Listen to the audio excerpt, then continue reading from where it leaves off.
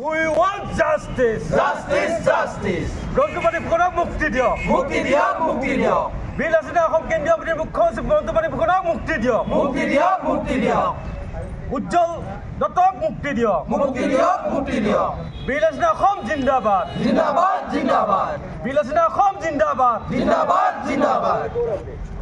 আমাৰ দাবী মানিবই লাগিব আমাৰ দাবী মানিবই লাগিব বন্ধুপানী ফুকনক মুক্তি দিয়ক মুক্তি দিয়ক মুক্তি দিয়ক বন্ধুপানী ফুকনক মুক্তি দিয়ক মুক্তি দিয়ক মুক্তি দিয়ক তন্ময় চেতিয়াক মুক্তি দিয়ক মুক্তি দিয়ক মুক্তি দিয়ক উজ্জ্বল ৰাজখোৱাক মুক্তি দিয়ক মুক্তি দিয়ক মুক্তি দিয়ক উৎপল দত্তক মুক্তি দিয়ক মুক্তি দিয়ক মুক্তি দিয়ক আমাৰ দাবী মানিবই লাগিব আমাৰ দাবী মানিবই লাগিব জয় আই অসম জয় অসম জয় আই অসম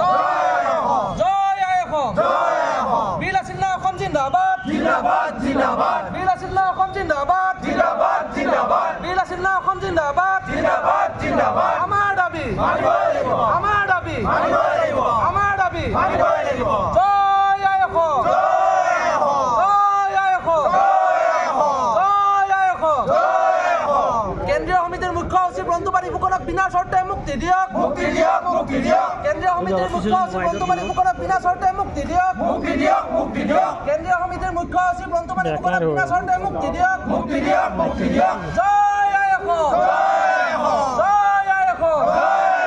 জয় আই অসম আচলতে আজি লাচিত দিৱসৰ দিনটোত 403 সংখ্যক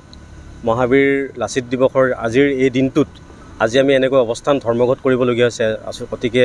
এক দুখৰ বিষয় আমাৰ বীৰ হাছিনা অসমৰ কেন্দ্ৰীয় সমিতিৰ মুখ্য সচিব ৰন্তুপানী ফুকন লগতে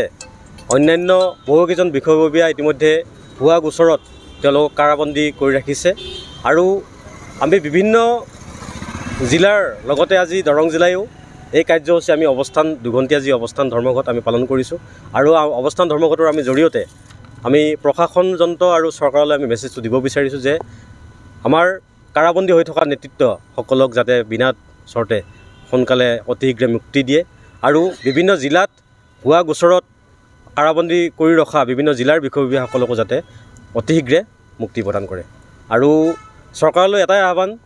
যাতে বীৰ হাছিনা অসমৰ যিটো সত্তা এই সত্তাটোক জীয়াই ৰাখে অসমীয়া ৰাইজলৈ আমাৰ আহ্বান অসমীয়া জাতিৰ স্বাৰ্থত কাম কৰি থকা ভাষাৰ কাৰণে আমি লাগি থকা সংস্কৃতিৰ স্বাৰ্থত কাম কৰি থকা